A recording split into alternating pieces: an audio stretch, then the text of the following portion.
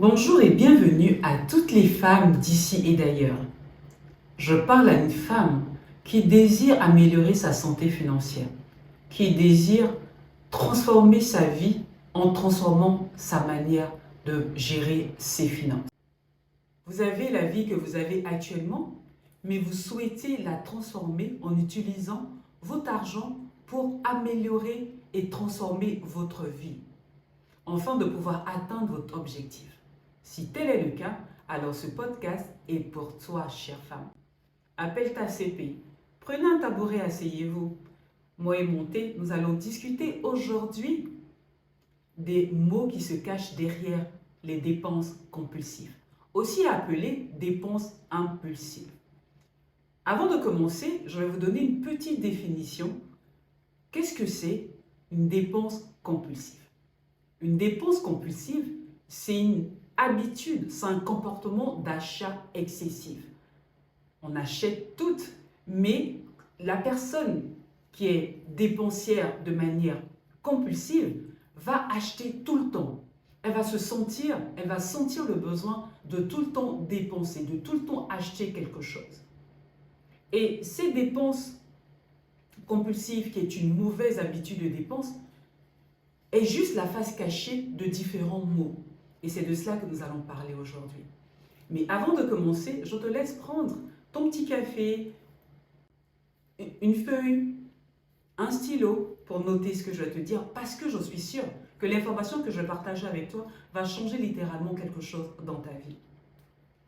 J'ai noté ma feuille de route sur mon ordinateur, donc je vais avoir tendance à un peu baisser la tête pour les personnes qui vont regarder ce podcast vidéo. Donc, juste pour pouvoir avoir le fil de mes idées et vous donner un contenu prêt, clair et précis, sans déborder. Parce que je parle de façon assez passionnée et si je n'ai pas une feuille de route, je risque de partir dans tous les sens. Mais avant de commencer, je vais te donner une information capitale. Nous avons mis à disposition pour toutes les femmes une application qui s'appelle Tapa Finance. Donc cette application, elle est disponible sur Play Store et Apple Store. L'application te permet de mettre à tous les jours les bonnes pratiques. Parce que gérer ses finances, prendre le contrôle de ses finances, être responsable vis-à-vis de son argent, c'est de pratiquer, de faire et de mettre en place les bonnes pratiques à tous les jours. Donc Tapa Finance t'aide dans ce domaine-là. Donc c'est un support qui est complètement gratuit, que vous téléchargez gratuitement et qui vous permet de mettre en place les bonnes pratiques en matière de gestion. Non seulement l'application est gratuite, mais en plus de cela, elle est facile, très facile d'utilisation et elle vous prend à tout casser 5 minutes tous les jours pour pouvoir prendre le contrôle, garder le contrôle sur votre argent. Nous allons commencer maintenant. Est-ce que vous êtes prêts? Ok. Donc, j'ai identifié 5 mots qui se cachent derrière les dépenses compulsives, derrière cette mauvaise habitude d'achat excessif. Le premier mal que je vais partager avec toi aujourd'hui, c'est le manque de confiance en soi. Si vous manquez de confiance en vous, c'est vrai que le manque de confiance en soi est un mal qui est vraiment pernicieux parce qu'il touche beaucoup de femmes. C'est vrai que vous ne pouvez pas imaginer le nombre de femmes aujourd'hui qui manquent cruellement de confiance en elles. Et ce manque-là les emmène à faire énormément de choses. Ce mal-là même peut détruire carrément votre vie et vous empêcher de réussir. Et le fait de manquer de confiance en vous va vous obliger à acheter, à faire des dépenses non planifiées pour pouvoir vous affirmer en tant que personne.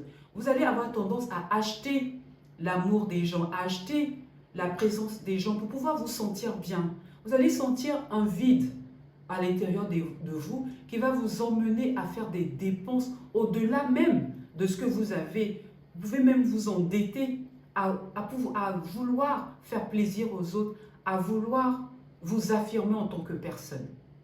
Vous voyez? Donc si vous êtes dans ce cas-là, changez, switchez. Au lieu de dépenser pour gagner la confiance en vous, essayez de travailler sur votre propre personne. Essayez de travailler de l'identifier d'abord. La première des choses, c'est de l'identifier d'abord. Une fois que vous l'avez identifié, c'est maintenant de savoir, mais pourquoi est-ce que j'ai ce comportement-là? Donc, vous laissez un peu les dépenses et vous regardez un peu autour de vous pour voir est-ce que vous ne devez pas faire un travail de développement personnel sur vous pour gagner plus en confiance?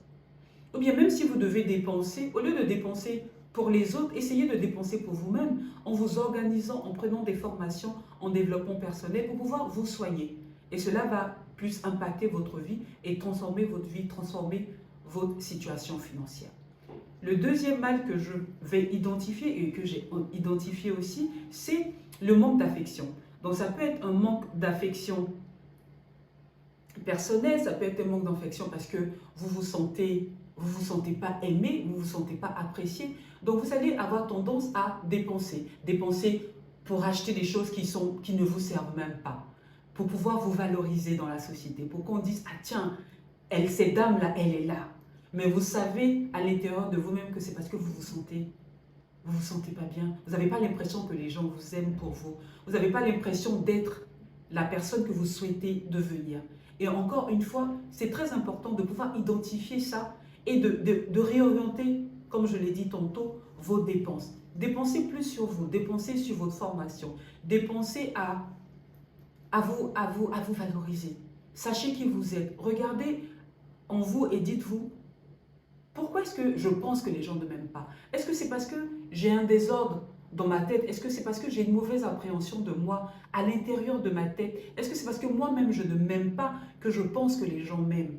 Et cela va avoir un impact parce que vous allez arrêter de dépenser, donc vous allez avoir plus d'argent. Forcément, vous allez avoir un impact sur votre santé financière.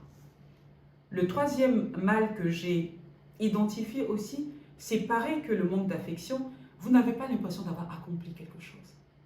Donc vous vous sentez mal vis-à-vis de vous-même. Vous avez envie d'à l'intérieur de vous, quelque chose qui vous dit, je ne suis pas à ma place. Je n'ai pas l'impression d'être là où je dois être. Je voudrais faire plus. Je voudrais faire plus. Je voudrais que les gens me perçoivent autrement que de la manière dont moi je me perçois. Et ça encore, ça dénote encore d'une mauvaise appréhension de vous-même. Du fait que vous ne savez pas qui vous êtes. Pourtant, moi, je sais que quel que soit l'endroit où tu es aujourd'hui, je peux t'affirmer que tu as de la valeur. Sans argent, avec de l'argent, tu as de la valeur. Et il faut que tu aies plus de la valeur pour toi que de la valeur pour quelqu'un d'autre. Parce que je peux te promettre, pour quelqu'un qui est passé par là, que si tu commences à avoir de la valeur pour toi-même, tu ne vas pas te sentir nul, tu ne vas pas te sentir inutile. Et là où tu es actuellement, je suis sûre que tu impactes déjà ta société. Et tu n'as pas besoin de te saigner, tu n'as pas besoin de overspending, c'est-à-dire dépenser un peu trop. Tu n'as pas besoin de prendre des dettes, de t'endetter pour pouvoir faire plaisir aux autres et te sentir accompli. Le dernier mal que j'ai identifié, c'est le fait de se sentir seul. Vous allez voir dans la société, il y a des personnes qui cherchent toujours à s'entourer de personnes. Ah non, mais viens, bestie, on va faire la fête. Même lorsque ta bestie te dit non, actuellement, j'ai pas d'argent, tu vas te dire, mais c'est pas grave, viens, on va faire du shopping, viens, on voyage. Et tu vas te mettre à dépenser pour pouvoir combler ce vide-là. Tu as toujours besoin qu'il y ait quelqu'un à côté de toi. Et tu vas entretenir cette personne-là pour que cette personne-là reste toujours à côté de toi. Mais autour de toi, est-ce que tu es sûr que ces personnes qui t'accompagnent sont là parce que c'est toi? Ne sont pas là pour ce que tu leur apportes. Donc tu as une mauvaise habitude de dépense parce que tu te sens mal intérieurement.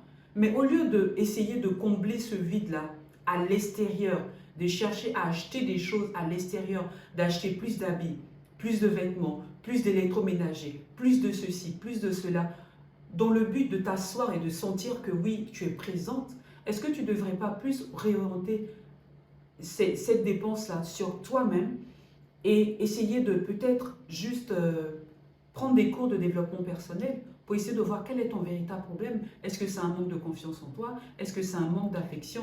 Est-ce que c'est parce que tu te sens seul?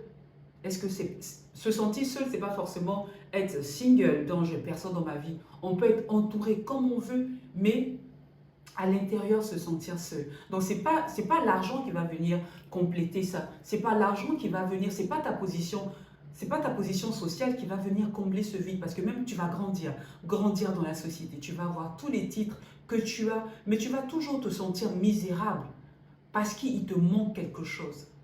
Tu vas vouloir acheter, faire les plus belles fêtes, inviter la crème de la crème, mais tu vas toujours te sentir très mal parce que c'est pas la dépense qui te comble. La dépense peut te combler juste un certain moment, mais est-ce que cette dépense-là va combler le vide qui est en toi? Donc, lorsqu'on parle de gestion des finances, beaucoup de gens se tournent aujourd'hui vers les calculs. Il faut que je fasse un budget, il faut que je restreigne mes dépenses. Mais non, lorsque tu as une mauvaise programmation vis-à-vis de l'argent, lorsque tu as une mauvaise relation vis-à-vis de l'argent, lorsque tu as une mauvaise relation vis-à-vis de toi-même, cela peut, quelle que soit la situation financière que tu as, te faire revenir au point zéro. Fait que tu vas emprunter, tu vas dépenser et te retrouver au même niveau qu'une personne qui n'a pas d'argent. Donc si aujourd'hui tu sens que tu es une dépensière compulsive, essaie de regarder, mais qu'est-ce qui me manque? Qu'est-ce qui me manque à l'intérieur de moi? Comment est-ce que je me perçois vis-à-vis de moi? Et essaie de changer d'abord ta manière de penser, ton état d'esprit vis-à-vis de l'argent. Essaie de corriger ça et de regarder si ce n'est pas cela qui te maintient dans la situation dans laquelle tu es. Parce que quelqu'un qui a une mauvaise habitude de dépense, quelle que soit sa situation financière, va toujours se retrouver à un bas niveau, va toujours se retrouver à recommencer, à être endetté, à changer d'amis, parce que les gens qui seront autour de toi ne seront pas là parce que c'est des personnes qui t'aiment pour toi, mais qui t'aiment par rapport à ce que tu leur apportes. Donc, c'était ce que je voulais partager avec vous. Dans les commentaires, si tu sens qu'il y a quelque chose que j'ai oublié, il y a quelque chose que toi tu as identifié et que je n'ai pas énuméré dans ce podcast-là, alors je t'encourage à l'écrire dans le commentaire. Parce que je n'ai pas la science infuse, je ne suis pas là parce que je connais. C'est juste un canal qu'il faut utiliser pour fédérer, pour partager l'expérience. Donc, sûrement que tu as expérimenté quelque chose qui aujourd'hui peut aider une autre femme à mieux gérer ses finances, à être plus responsable et à s'aimer un peu plus et à s'affirmer dans la société en tant que femme, mais pas forcément de la mauvaise manière. Tu peux aider aussi une personne à corriger cette mauvaise habitude de dépense. Parce que être dépensière compulsive, c'est juste la face cachée de l'iceberg. Cela cache énormément de douleurs intérieures. Et ça, c'est en partageant, c'est en vivant et en témoignant de son expérience qu'on peut aider une autre femme. Donc, utilise ce canal dont je suis le véhicule pour pouvoir aider une autre femme, pour pouvoir aider ta CP, les bonnes femmes, les grandes femmes, les femmes affirmées, les femmes fortes, les femmes battantes, les femmes indépendantes se réunissent pour parler d'argent, pour parler d'impact que l'argent peut leur permettre d'avoir sur leur communauté, et sur leur vie à tous les jours.